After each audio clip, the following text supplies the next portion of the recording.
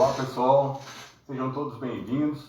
Hoje a gente está aqui para fazer mais uma live no nosso canal Braulio Lara Novo. Frederico Rodrigues, né? Seja super bem-vindo, que hoje vai conversar conosco aqui num assunto super bacana, que é a questão do anel rodoviário. O anel que sempre aí é pauta de diversos problemas e situações que a gente sabe que são indesejáveis, mas muito antes de ficar falando de problemas, a gente tem que falar de soluções. E é por isso que a gente está aqui para conversar. Então, Fred, mais uma vez, muito obrigado de ter participado aqui dessa live para a gente falar desse assunto. E você que é um estudioso do tema, né? Então, tá contigo. Bom, então, primeiro, obrigado pelo convite, né? Assim, é sempre um prazer poder falar sobre segurança viária e a gente poder tentar contribuir para reduzir o número de vítimas do trânsito, que é um número muito significativo, né? E na nossa cidade, não há dúvida para ninguém que o nosso ponto focal principal negativo de segurança viária é o nosso anel rodoviário. E como você estava falando, a gente tem que pensar em propostas assim. Às vezes a gente vê as pessoas estudam, analisa, mas fica só nisso, né? O que a gente tentou fazer, e vamos discutir aqui hoje, é mais do que falar os problemas, é tentar propor o que podemos fazer, mas ainda com um outro olhar. Muito se fala, o anel é muito caro para tratar, A gente vai discutir hoje que tem muita coisa que é cara de fazer, mas tem muita coisa que é barato de fazer. E esse estudo que foi feito foca em tudo aquilo que não precisa de desapropriação, por exemplo, que facilita os trabalhos. Fred, só para a gente começar a falar então de anel rodoviário, a sua empresa é uma empresa especializada em engenharia de tráfego, não é isso? Isso. Conta um pouquinho para a gente quem é o Frederico Rodrigues, o que é o trabalho hoje da sua empresa e a abrangência, porque pelo que você me falou, vocês trabalham na verdade no âmbito, né, global. Isso. Bom, então, Frederico Rodrigues, eu sou engenheiro civil, fiz mestrado em engenharia urbana e doutorado em engenharia de transportes. Então eu sou bem focado na área de trânsito, de tráfego e de transportes. Há exatamente 11 anos iniciei a nossa empresa e temos a felicidade hoje de estar comemorando aí mais de 560 projetos. E não só no Brasil, em 8 países diferentes. A gente já trabalhou em 8 países. E uma das nossas áreas foco é a segurança viária. A gente, além de trabalhar com engenharia de tráfego, planejamento de transportes, a segurança viária é uma das linhas principais. Assim como a gente fez esse estudo e essa proposta para Belo Horizonte, a gente tem um estudo desse, inclusive, para o Brasil, para o âmbito de rodovias federais. Mas é um foco para um outro bate-papo. Vamos deixar isso para outro momento, né? Exatamente. Maravilha. Então é o seguinte, para a gente começar a nossa conversa aqui, o Fred, gente, fez um trabalho maravilhoso, com detalhamento, assim, de ponto a ponto do anel rodoviário, e a gente vai sintetizar alguns pontos aqui que eu entendo que são pontos importantes para esse bate-papo. Mas antes de mais nada, eu gostaria de falar para todos vocês que esse projeto já está na mão do ministro Tarcísio, lá no Ministério da Infraestrutura. Ou seja, a gente já colocou isso para andar e eu espero que em breve a gente tenha boas respostas aqui para o nosso cidadão de BH. Enfim, vamos por partes, vamos primeiro conhecer alguns desses aspectos e, logicamente, deixando espaço de interação aqui para todo mundo fazer perguntas depois, até mesmo para ter conhecimento desse projeto de forma detalhada. Mas, enfim, a gente está buscando realmente um vetor para criar intervenções que sejam eficazes, que tragam realmente resultados. Não é isso, Fred? Exatamente. Vamos lá. O primeiro ponto é o seguinte, né? O que é o anel hoje, né? Pode dar uma resumida, Fred. Isso aqui eu acho que você já viu milhões de vezes. Primeiro, se você olhar, o anel não é um anel. O anel é um arco, né? Um anel tem que ser fechado. Nós temos uma via transversal no município de Belo Horizonte que conecta grande parte dos eixos principais. Então o anel corta Amazonas, Antônio Carlos, Cristiano Machado, e assim pode listar várias, via expressa. Então é uma via que originalmente foi concebida para desviar o tráfego de passagem, tráfego rodoviário da cidade, mas isso há boas décadas atrás. Com o crescimento da cidade, a cidade, digamos, engoliu o anel rodoviário e com isso hoje o anel ele vive uma crise de identidade. Eu sou uma rodovia para tráfego de passagem, para tráfego rodoviário, ou eu sou uma via urbana que atende quem sai do Buritis e quer ir para o Califórnia, por exemplo?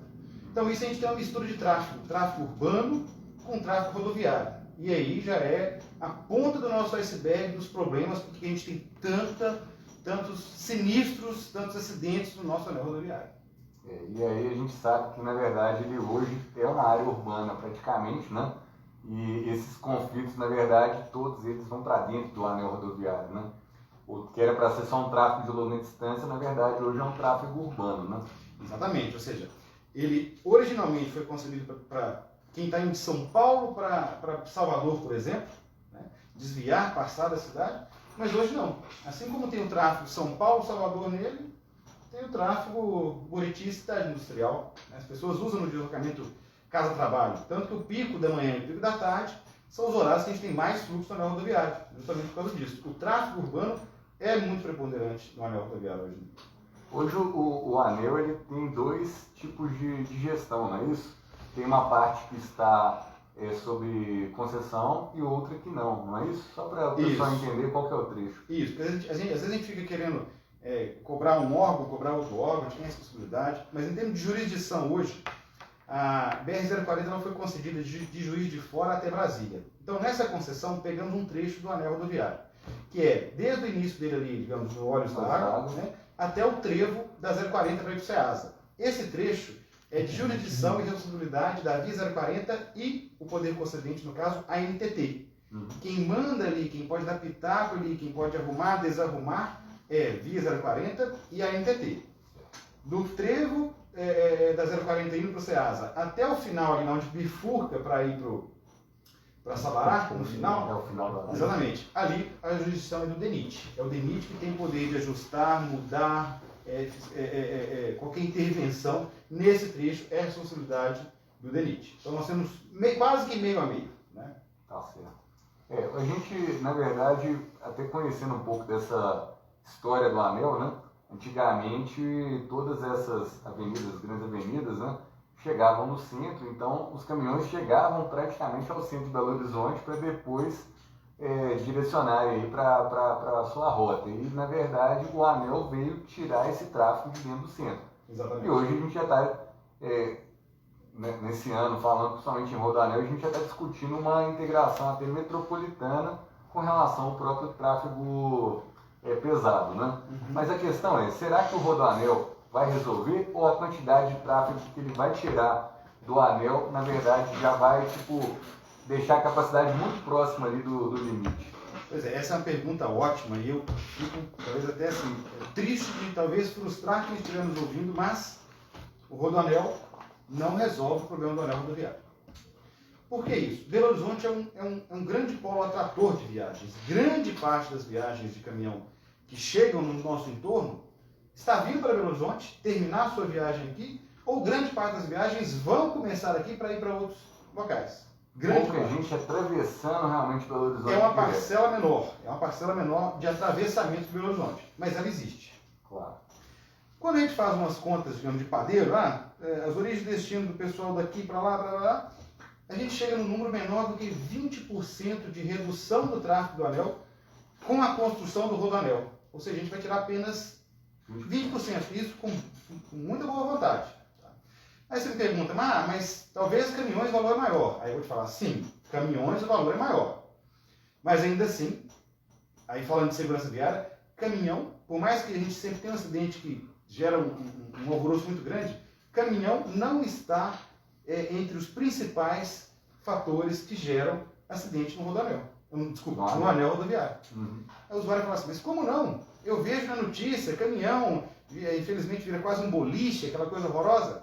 Bom, esses são os acidentes que eu chamo de apocalípticos. Acidentes que mais aparecem saem na mídia e que dá aquele bafafá. Mas você já se perguntou o que mais mata no anel rodoviário? O que mais mata hoje, Fred? O que mais mata no anel rodoviário hoje é atropelamento.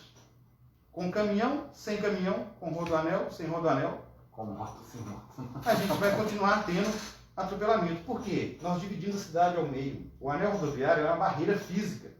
As pessoas que vão trabalhar aqui descem de um lado do ponto de ônibus têm que ir para o outro lado. Né? Ela faz, ou de manhã ela chega de um lado, ou à tarde ela chega daquele lado. Ela precisa de cruzar o anel. Ela precisa cruzar o anel. O anel é uma barreira física. Isso entra aí a questão do planejamento urbano. As pessoas precisam cruzar o anel rodoviário. E aí o que mais mata é Agora, isso não, a gente sabe que com o adensamento da cidade isso nem sempre foi assim, mas quanto mais gente se movimentando, mais essa perspectiva foi gerando, né? Exatamente. Você conhece bem essa questão do histórico do anel, né? Inclusive, no passado recente, tiveram situações de intervir com projetos, foram anunciados, inclusive politicamente, né? Para a gente criar teve a duplicação lá atrás, mas mais à frente tiveram esses projetos para melhoria do anel, com intervenções grandes. Exatamente. Vamos dar uma pincelada para quem está ouvindo aí, qual que é esse histórico recente? A gente não vai passar a linha aqui, mas você pode ver números, né? Desde 1957, a gente tem ali ampliação, termo de compromisso, previsão de projetos, entregas, etc. Ou seja, já tem um tempo significativo que vem se pensando em precisamos mexer no anel. Por que grande parte dessas coisas param? Porque esse precisamos mexer no anel, ele é muitas vezes voltado para aumentar a capacidade de mobilidade do anel, que é diferente de melhorar a segurança do anel. Então, isso é um paradigma técnico. Melhorar a mobilidade não é melhorar a segurança. E melhorar a mobilidade é caro. Por exemplo, todo mundo sabe que o anel ele tem 2 faixas em grande parte dos viadutos do anel. Passou os viadutos, ele vira 3 faixas. Ou seja, são claros gargalos de capacidade de fluxo viário. E são obras caras. Ampliar essas obras de arte são caras. E mais do que isso, nós temos muitas demandas de construir marginais ao longo do anel. Mas você está falando que se fizer isso não melhora a segurança? Eu estou te falando que se fizer isso vai melhorar sim parte da segurança. Mas aí eu te pergunto, o que ampliar o viaduto vai reduzir atropelamento? Não necessariamente. Você resolveu um ponto no gargalo, mas você está tendo atropelamento em vários outros pontos, inclusive. Sim. Mas ainda assim, ou seja, o que você ampliando as obras de arte, você vai permitir uma fluidez maior, às vezes até uma velocidade maior. E eventualmente com a velocidade maior, será que eu não vou estar colocando eventualmente pedestres em mais risco?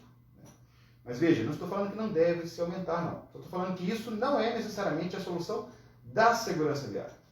Vai trazer algumas melhorias? Vai. Mas existe uma série de coisas que se deve fazer, que pode ser feita, que não passa por essa ampliação, que é cara. Essa ampliação é cara. Ampliar obras de arte, construir marginal, isso tem que ter desapropriação. E nós sabemos que o que tem que desapropriar hoje trava, não só por custos, mas por questões judiciais. Né? Então, são processos lentos. Processos lentos, longos, enquanto isso as pessoas vão, infelizmente, perdendo a vida no anel, vai perdendo cada vez mais. Então a lógica desse estudo, que a gente vai falar mais para frente, tem até essa frase escrita, enquanto não sai a revitalização completa do anel, muito ainda pode ser feito. Essa aqui é a lógica. E assim, seguindo nessa própria linha histórica, né? Esse projeto que vocês da Intraf desenvolveram, ele foi apresentado em Colônia especificamente. Então é o seguinte, esse trabalho é um trabalho que contou com vários engenheiros, não vou citar o nome de todos, mas deixar meu agradecimento a todo mundo que participou, que sabe desse trabalho.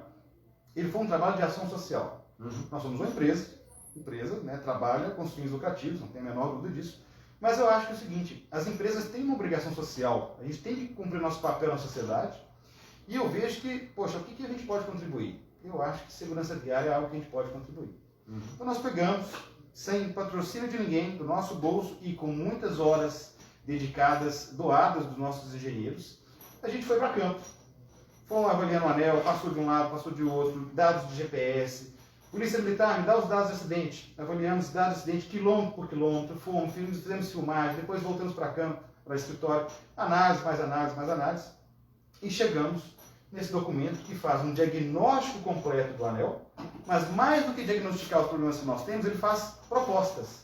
São 120 propostas específicas, nenhuma requer desapropriação, e além de 120 propostas específicas, tem 7 propostas gerais para fazer ao longo do trecho inteiro, e nenhuma precisa de desapropriação. Aí você me pergunta, Fred, isso vai eliminar todos os acidentes do anel? De jeito nenhum. Fred, isso vai reduzir muito acidente do anel? Com certeza, sim. Com certeza, sim. E esse trabalho foi um trabalho, pelo que você falou, né? Um trabalho ali praticamente o quê? Há 5 anos, né? Você me desculpa, você me perguntou isso, eu devaguei e não te respondi. Mas foram... Ele foi entregue em 2018. Com dados avaliados de, se não me engano, 14 a 17. Né? E como existe o mês comemorativo, não, né, de atenção para a segurança viária, que foi maio, nós calculamos para entregá-lo em maio. Então nós concluímos ele em maio de 2018. Não, show de bola. Pessoal, esse trabalho, inclusive, é um trabalho extremamente detalhado, quilômetro a quilômetro, né? O Fred me disponibilizou, não sei se a gente pode disponibilizar o arquivo para as pessoas. Pode? Público, é público. É público? É. Então tá, então a gente vai colocar um link no site também para quem quiser conhecer melhor o projeto, fazer o download e até mesmo interagir, porque às vezes a pessoa pode tirar uma dúvida, fazer até uma sugestão, enfim, está muito bem detalhado, então já que você autorizou, Fred, a gente vai colocar no site, beleza? E aí é o seguinte, então seguindo essa contextualização, a gente está aí agora tentando movimentar. Mas para a gente dar um sentido aqui para a nossa conversa, eu até coloquei aqui um slide da sua apresentação, né? Uhum. Que foi justamente como que essa metodologia foi desenvolvida. E você já até pincelou alguns pontos, né, de analisar ponto a ponto do anel. Uhum. Mas vocês foram muito em cima dos dados estatísticos dos acidentes observados ao longo desse período, não é isso? Uhum. Como que foi isso, Fred? Então aqui, o que resume isso daqui? O que a gente fez? Duas grandes vertentes. Deixa eu ver os acidentes que estão acontecendo e deixa eu ir para aquele local, olhar para o acidente e tentar entender por que está acontecendo. Aconteceu o acidente, né? Então vamos ver, por exemplo, tem um quilômetro que está tendo muito atropelamento. Aí eu chego naquele quilômetro, eu vejo uma área urbanizada de um lado, eu vejo uma área urbanizada do outro, pessoas atravessando e eu não tenho uma passarela. Ou eu tenho uma passarela, mas não tenho a proteção embaixo. Então está um pouco claro o que acontece ali. Eu vou para um outro local e vejo o seguinte, eu tenho pilares de viadutos, ou eu tenho pórticos de placas sem proteção. Aí eu vejo acidentes, aqui está falando que nós estamos tendo muito choque com um objeto fixo. Então assim, sabe que você casando a causa, né, com o acidente, então a gente foi fazendo isso. Né? E com isso a gente conseguiu fazer as propostas quilômetro a quilômetro. Na verdade não é por quilômetro, é a cada ponto. Se num quilômetro tem 5 pontos, foram feitos propostas para os 5 pontos. Né? Mas, obviamente, como falei, não resolve todos os problemas, porque eu só me foquei em vamos fazer proposta que não precise desapropriar. O que a gente consegue fazer rápido, sem problemas jurídicos. Né? Mas aí é o seguinte, aí nós já estamos aqui, e chega uma parte que a bibliografia ela fala, se você tem tal problema e faz tal ação, a expectativa é de reduzir X% das ocorrências.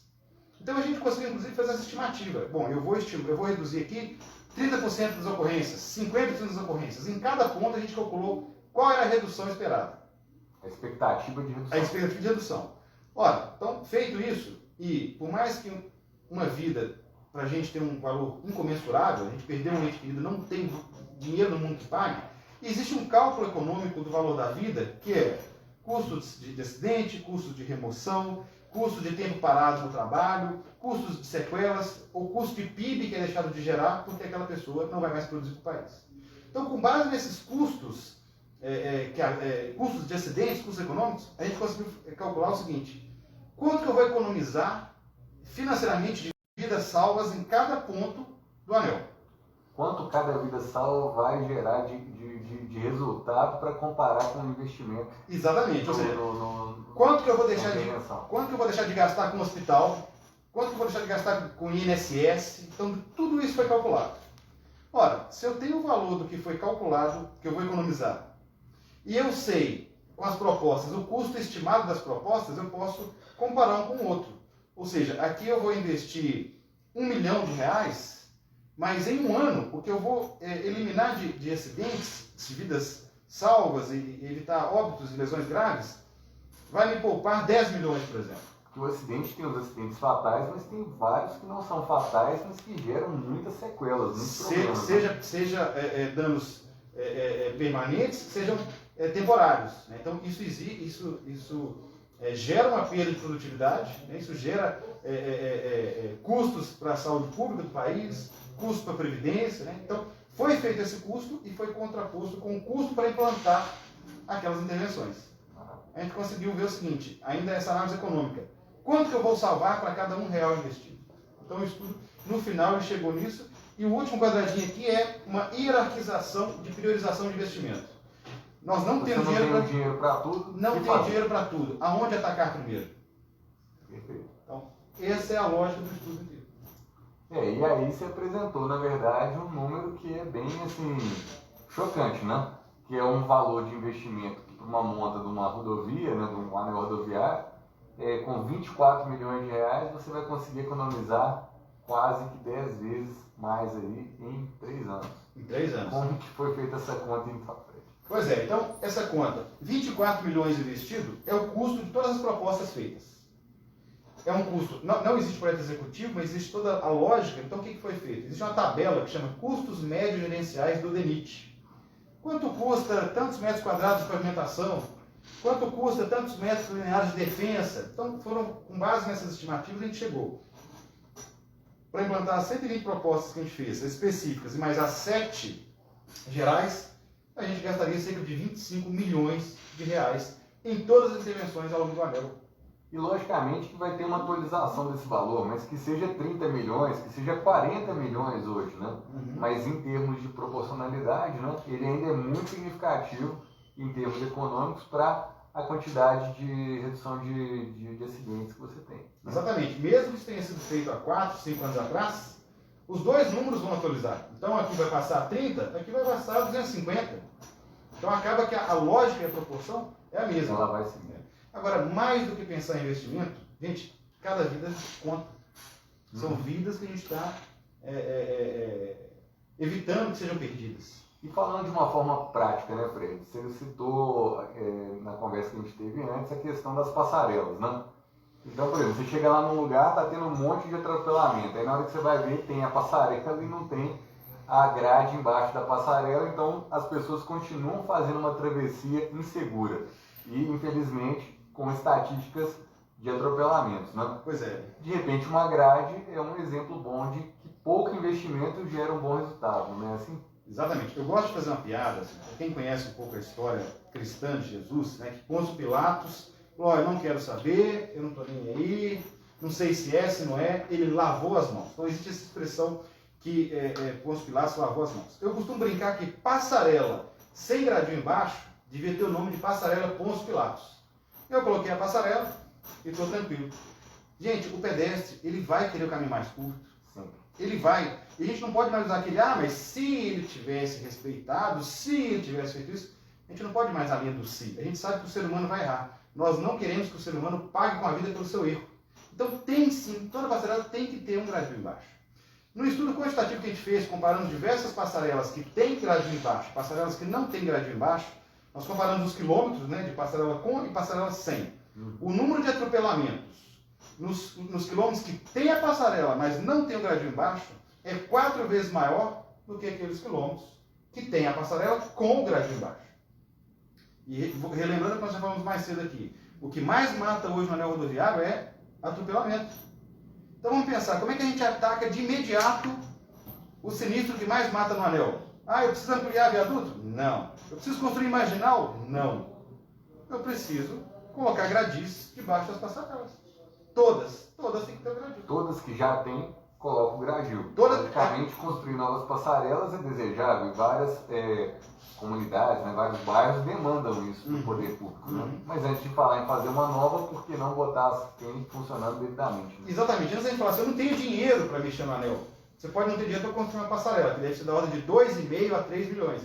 Mas proteger embaixo, a gente consegue fazer isso abaixo. Isso é apenas um exemplo dos 127 que nós fizemos no estudo. E essa meta aqui, Fred, 90% é a meta global de redução de acidentes? Como é que você cruza com essa informação das metas que estão hoje, metas que estão sendo colocadas para o mundo inteiro para redução de acidentes de trânsito? Isso. A meta mundial é de reduzir 50% das vítimas. Tá? Se o nosso trabalho consegue reduzir 45% das vítimas, ou seja, todas as propostas estão estimando em reduzir 45% das vítimas do anel. Nós, então, se a gente aplicar todas, a gente vai conseguir atingir 90% da meta. Ainda vai faltar alguma coisa para se fazer, né, para poder atingir a meta toda. Mas isso com investimento relativamente baixo, 25 milhões de reais. O anel rodoviário. Entendi. Ou seja, a gente está falando que se a meta hoje é de redução de 50%, você conseguiria chegar a 45%. Isso é um número excelente. É um número muito bom. É um número muito bom. Com certeza, né? Maravilha. Bem, e aí vem a questão, né?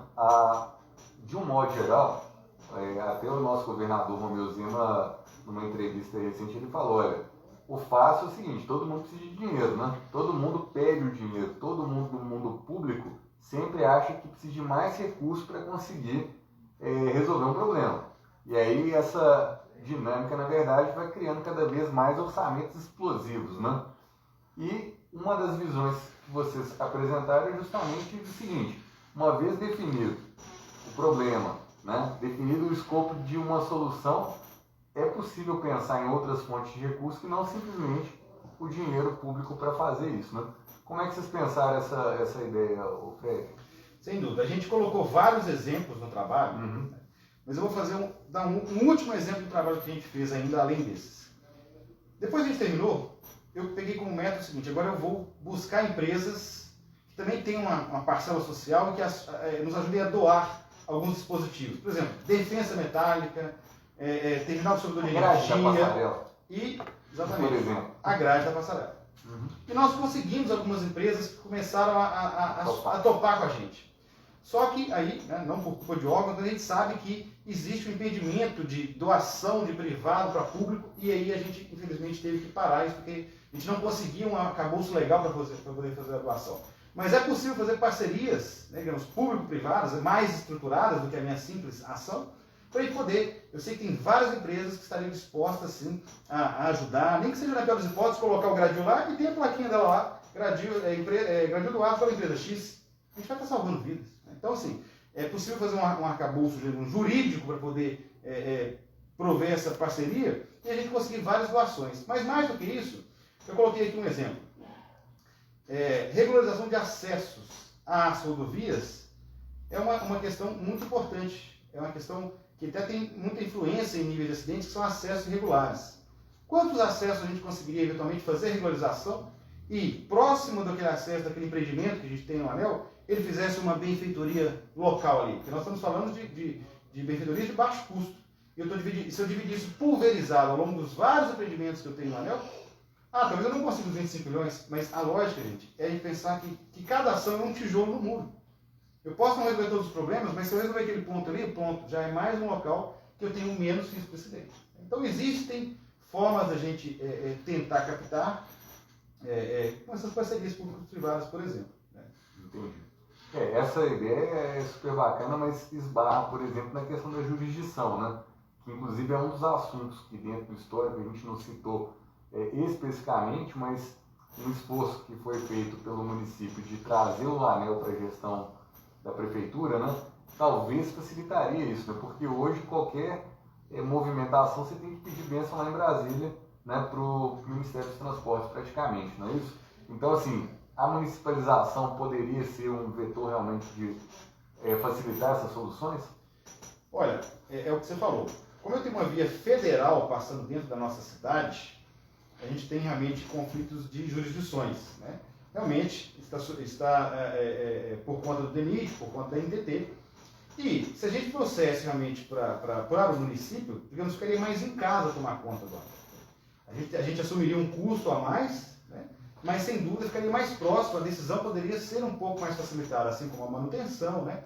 Então eu vejo com bons olhos essa eventual municipalização do anel, porque a gente tomaria conta mais próximo, né, dessas questões. Ficaria mais fácil. E na verdade até mesmo invasões nas faixas de servidão do próprio anel rodoviário, tudo isso é muito moroso porque começa a esbarrar exatamente na jurisdição, né? Exatamente. As pessoas inclusive cobram da prefeitura uma ação que às vezes ela não pode tomar, né? Exatamente. É uma encrenca isso, né? Não é fácil não. E um dos problemas do anel hoje é justamente isso. A faixa de domínio do anel é praticamente inexistente. Nós temos muita ocupação, nós temos muitas residências que a pessoa abre a porta e ela pisa na faixa da direita do anel rodoviário. Por mais que exista um monitoramento desses acessos irregulares, a regularização é muito complexa. Quando eu falo de acesso irregular e a gente tenta fazer parcerias, não são essas pequenas casas de invasão, mas são empreendimentos, às vezes alguma fábrica, algum posto, nós temos vários empreendimentos de maior porte no anel, que eventualmente poderia fazer uma contribuição local até para ter o seu acesso regularizado. Uma faixa de desaceleração, coisa que é praticamente inexistente no anel rodoviário, praticamente inexistente. As faixas de aceleração e desaceleração que é o elemento básico de um acesso regularizado. Hoje o anel não tem em toda a sua extensão as faixas, as pistas secundárias, né? As pistas As marginais. marginais. Isso de fato é um problema, né? Deveria se pensar nisso, né? Sem dúvida, porque assim, aquilo que eu falei, o anel tem uma crise de existência. Se a gente vê o anel como uma via expressa tem acessos controlados. O que são acessos controlados? Você só ingressa o anel com agulhas em locais específicos e você só sai daquela via em agulhas em locais específicos. Essa é uma via expressa com controle de acesso. Como é que é o anel hoje? Ele é uma via, por teoria, semi-expressa, porque ele não tem fluxo interrompido, ele não tem semáforo. Não tem semáforo. Mas eu tenho uma rua com inclinação de 7%, uma rua inclinada que chega direto no anel. Aí o tio chega lá, olha para a esquerda, é o fluxo rápido, na hora que dá uma brecha, ele entra a 0 km por hora no anel. E aí acontece o seguinte, eu te falei que o que mais mata no anel é o atropelamento, mas o que mais acontece no anel é a colisão traseira. E não só na descida do Betânia, ao longo dele todo. Você falou agora da descida do Betânia, que é o outro ponto assim, muito crítico, porque todos os acidentes que acontecem ali, né? Primeiro que já é tragédia anunciada, né? Mas de fato já fica uma câmera da televisão lá pronta para detectar o problema, né? E vira um estardalhaço midiático, né? Infelizmente. A situação da rampa de escape e a característica que a gente tem, que é a declividade. Esse gráfico aqui mostra muito bem isso, né, Fred? Isso, essa imagem aqui, a gente saindo aqui da interseção ali do retorno Olhos d'Água, né? Entrando no anel. Entrando no anel. Quando você está vindo do Rio, passou a Avenida da Mutuca, subiu, a hora que você começar a descer, que você entra à direita para ir para o anel, é esse ponto aqui. Veja, nós temos praticamente 5 quilômetros que é só descida. Só descida e com uma inclinação significativa. Né? Exatamente. Então isso daí aí entra numa outra área que é a engenharia mecânica, né? Superaquecimento de freios. E que acontece, muitas vezes a gente tem a perda de freios aí no anel. Existe um cálculo da manual que chama Ashton, é um manual americano, que ele calcula o comprimento da rampa, ele calcula o comprimento da rampa e a inclinação da rampa. Em função desses dois fatores, ele faz um cálculo. Eu não vou lembrar de cor agora o cálculo. Mas assim, ele fala, se for maior do que X, esse cálculo que analisa o comprimento e a inclinação da rampa, se essa divisão for maior do que X, aconselha-se ter uma rampa de escape. Eu fiz o cálculo para o anel, não deu só X, deu 2 ou 3 vezes X. Quer dizer o seguinte, a nossa condição topográfica aqui recomenda sim que a gente tenha uma rampa de escape, e não é por pouco não, é por muito.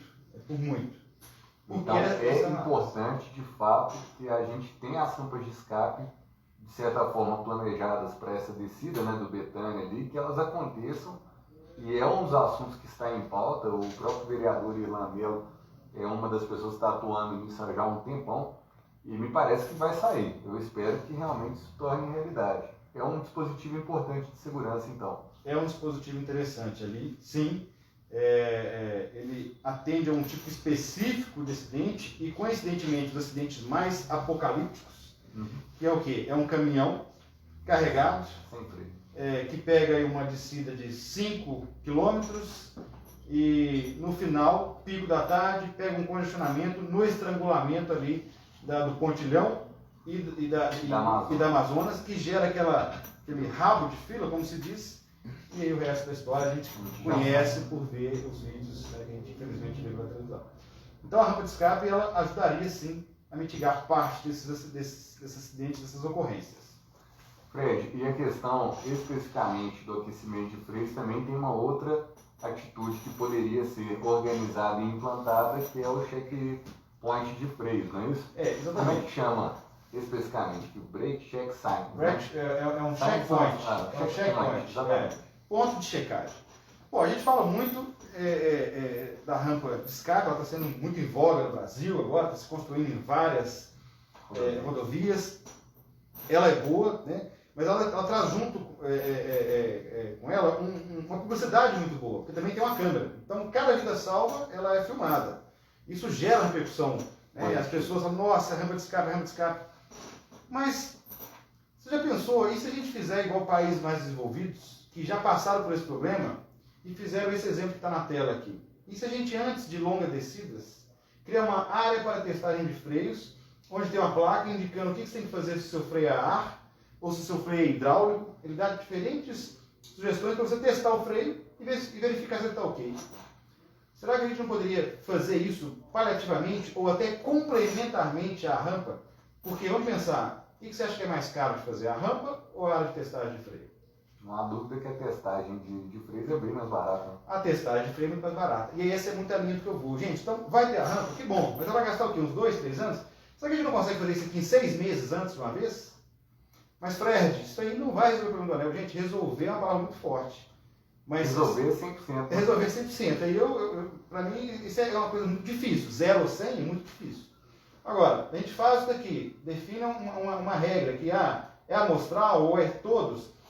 Aqui nesse manual, ó, eu vou estar em inglês, é o seguinte, ó, onde é mandatório o cheque de freio para todos os caminhões com mais de 5,5 toneladas. É mandatório, não é opcional, não. Todo caminhão com mais de 5,5 toneladas tem que encostar e fazer um procedimento de teste. Tem que fazer o teste. Então, por exemplo, a gente tem tecnologia para colocar aqui uma câmera, se o caminhão passar por fora e não passar por dentro, ele é multado. Ou pode ter algum apoio de fiscalização, alguma coisa assim. Né? Ou seja, a gente tem que tentar evitar aquela expressão a mais. Né? Ah, mas isso dá trabalho. Ah, mas isso aqui. A gente tem que sair desse a mais e falar, apesar de, né? Ou seja, apesar de dar trabalho, apesar de ter que ter fiscalização, apesar de ter que falar uma coisa, nós vamos fazer e vamos melhorar. Não vai resolver tudo, apesar de não resolver tudo, é uma ação. E com certeza ela pode ser realmente assim, um divisor de águas, porque numa simples checagem, né, você pode descobrir que tem um problema mecânico iminente, né? Os próprios freios também podem ser resfriados, efetivamente preparar para um declínio tão longo, né, que é o caso. Né? E assim, aquela região, o ponto mais alto talvez assim, da 040 para entrar dentro de Belo Horizonte é ali próximo ao Posto Chefão. Né? Mais ou menos ali, não é isso? Sim, ali a gente começa a ter um ponto alto. A gente começa a ter um declive, depois tem uma pequena subidinha, mas ali também a gente começa a descer muito. Já tem uma descida longa, né? Isso, dali até no viaduto Mutuca. E certamente a gente está falando de veículos que passam por aquele ponto, né? Com certeza. É bem provável, né, que as carretas que a gente está falando, a grande maioria, passam por ali. Sim. E ali tem espaço. Daí para fazer isso aqui, talvez sem grandes intervenções de terraplanagem ou de edificação de um modo geral, né? Sim. Com baixa movimentação de terra, a gente conseguiria fazer algo ali. Hoje, se você ver o exemplo canadense, que é isso aqui, ó, Isso aqui é um protocolo do Canadá? Isso aqui eu peguei do Manual do Canadá. É uma das ações que eles têm. E basicamente ele faz o quê? Uma viazinha marginal. Então, assim, eu já até fiz uma investigação. A gente pode, sim, o Posto Chefão, por exemplo, mas tem alguns outros trechos que a gente conseguiria, com a simples pavimentação de um comprimento ali, sem ter que ficar fazendo muita terraplanagem, igual você falou, a gente conseguiria construir uma via paralela com a infraestrutura mínima para poder fazer isso. Fica parecendo com uma estrutura de balança, né? Sim, fica parecendo com uma estrutura de balança, mas não precisa nem necessariamente ter edificação naquele local. Né? O que precisa de ter o espaço para os caminhões pararem, né, e cumprir um protocolo. Isso, exatamente. Aliás, a palavra protocolo, ela está em voga aí, né, por causa da Covid e tudo, né? Faz um protocolo. Exatamente. Mas é isso, é o motorista parar e fazer um protocolo, um ritual, né, de verificação. Né? Exatamente. Aí você vai me falar, algumas pessoas vão evadir. Bom, mas a gente tem que começar a criar essa cultura, porque é para a vida deles mesmo. A partir do momento que começar a divulgar e começar a colocar alguma fiscalização, a utilização vai aumentando, vai sendo massiva. E hoje a sinalização é muito fraca, né, Fred? Na verdade, assim, a gente vê, inclusive, dentro das próprias rodovias, que quando tem acidentes, as placas caem, elas nunca mais voltam para lá. Tem um monte de situação, problema, porque até o próprio alerta ao usuário que está chegando na via, né? Vamos supor, a pessoa está vindo do Rio de Janeiro, mas não tem hábito de passar por aqui. O perigo que existe, ele não é comunicado devidamente, né? Por mais que tenha as placas regulamentares, mas isso podia ser muito mais evidente para o próprio motorista. A sinalização, eu sempre falo nas aulas, que é a forma como a rodovia conversa com você. Não existe um alto-falante na rodovia falando, olha, tem uma curva acentuada, olha, freia, agora reduz a velocidade. Então é a sinalização. Ela é muito importante. A gente até tem, a partir ali do Jardim Canadá para cá, nós temos algumas placas bem grandes, diagramadas, tentando alertar o caminhoneiro disso. Olha, daqui a tantos quilômetros, longo trecho de declive. Olha, isso. Então tem essas placas. Mas aí existe um problema muito crônico no Brasil, que é o desrespeito à falta de credibilidade da sinalização. É um problema crônico do país. Ou seja, poucas pessoas olham para o limite de velocidade para se pautar em termos de segurança em função do limite de velocidade. É um problema crônico. Então, a sinalização é importante, sem dúvida, mas a gente tem que fazer ela ser mais ostensiva em determinados casos, porque, infelizmente, existe o descrédito da sinalização. A gente precisa de... Você falou num assunto interessante que eu vi aqui dentro do projeto, né, que é a redução de velocidade no próprio anel, né? E isso também é uma discussão interessante, porque as pessoas às vezes buscam a própria via de trânsito rápido pensando de fluidez. Então, assim, a velocidade ela é convidativa, né? E, por outro lado, a tese que você coloca é que se todo mundo reduzisse a velocidade, você teria uma questão de conflitos reduzidos, né? E que naturalmente gerariam, talvez, uma redução de acidentes. É isso mesmo? Você chegou até a fazer uma simulação? Sim, né? sim. A gente não trouxe, mas tem uma simulação com um software específico. Olha que frase paradoxal. Se a gente reduzir a velocidade do anel, nós vamos aumentar a velocidade do anel. Essa vai ter que explicar melhor. Eu vou explicar. Isso é provado pela nossa simulação, e não só nossa, já vi outros estudos que mostram isso. O que é a lógica? Como nós temos pontos de gargalo, e com velocidade maior, as pessoas chegam mais rapidamente no ponto de gargalo. Se eu reduzir um pouco, não muito, mas reduzir um pouco a velocidade, a formação de fila naqueles gargalos vai reduzir. E com isso pode não formar aquele ponto onde está todo mundo juntinho ali. E acaba que ao longo do trecho todo, a sua velocidade média vai ser maior no contexto geral do que se você andar um trecho mais rápido, para. Um trecho mais rápido, para. Então, primeiro tem essa questão, que a gente tem essa tendência de acontecer uma melhor fluidez se a gente reduzir a velocidade do anel rodoviário. E reduzindo a velocidade do anel rodoviário, regulamentada e ainda também operacional, nós precisamos garantir que isso aconteça, né? A gente vai reduzir muitos conflitos, né? Que é a colisão traseira, a colisão transversal, e mesmo quando ocorra o sinistro, se ela acontecer com velocidade menor, a energia cinética é menor e logo a severidade vai ser menor também. Então, voltando àquela primeira frase, uma das primeiras que eu falei, que o anel tem uma crise de identidade, ele é uma via urbana ou ele é uma rodovia? Bom, dependendo da resposta, o que eu posso garantir é ele não tem configuração geométrica adequada para ser uma via expressa. Então, dado isso, enquanto a gente não tem recurso para ampliar, para construir marginal, agulhas de entrada, agulhas de saída, eu sou a favor de reduzir o limite de velocidade do anel para 60 km por hora.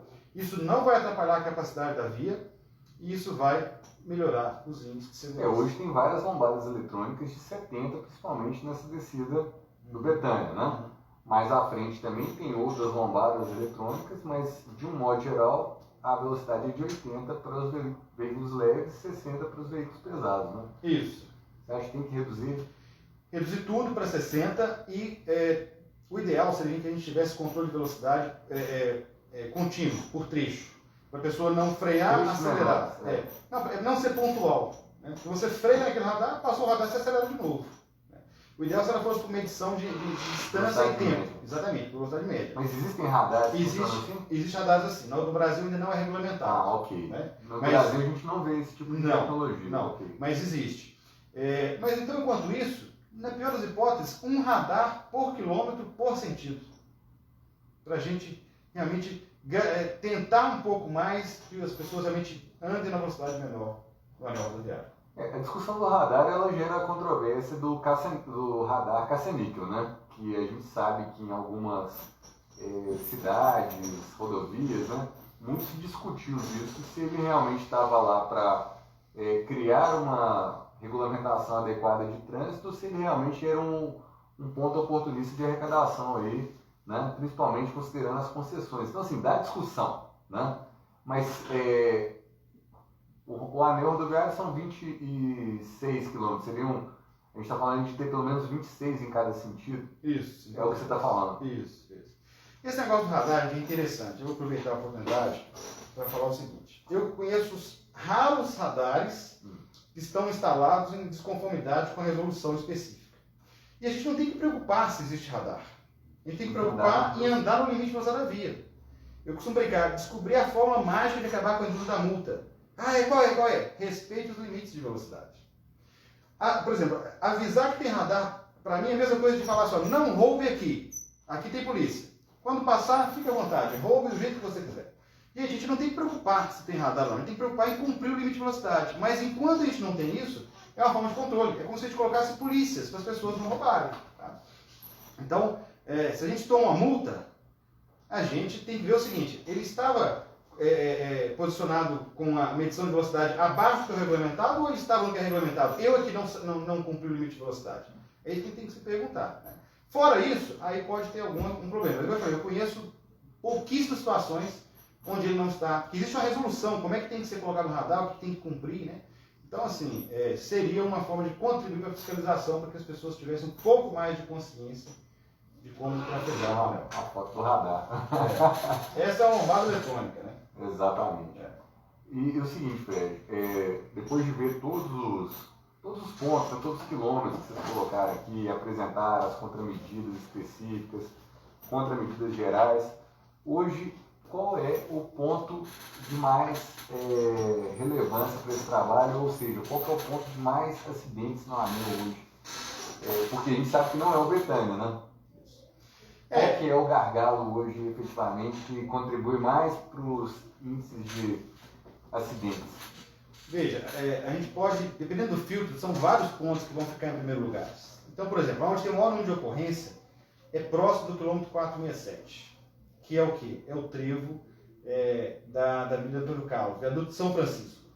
Então, nós temos duas passarelas sem gradil, nós temos marginal chegando junto com a alça na via e não tem faixa de aceleração, a faixa de domínio está ocupada, nós temos estrangulamento, nós temos mar de asfalto, vários acessos de frente para a via, sem uma canalização de entrada. E o viaduto estreito. Né? E o viaduto ainda com a redução de capacidade. Então ele tem muitas ocorrências.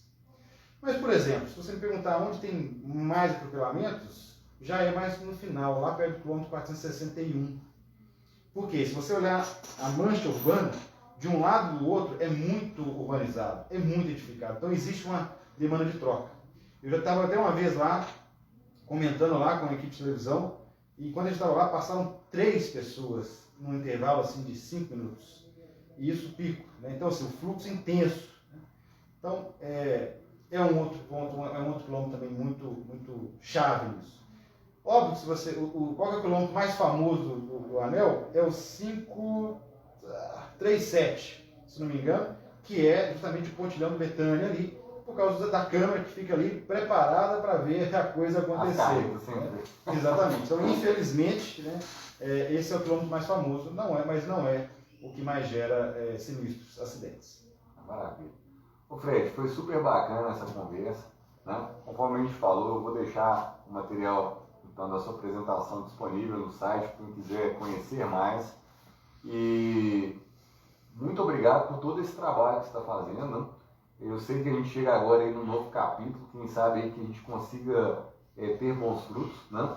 Eu acho que o trabalho que eu me proponho a fazer dentro da linha política é de estabelecer essas pontes e conectando pessoas para a gente trazer as boas soluções para a nossa cidade.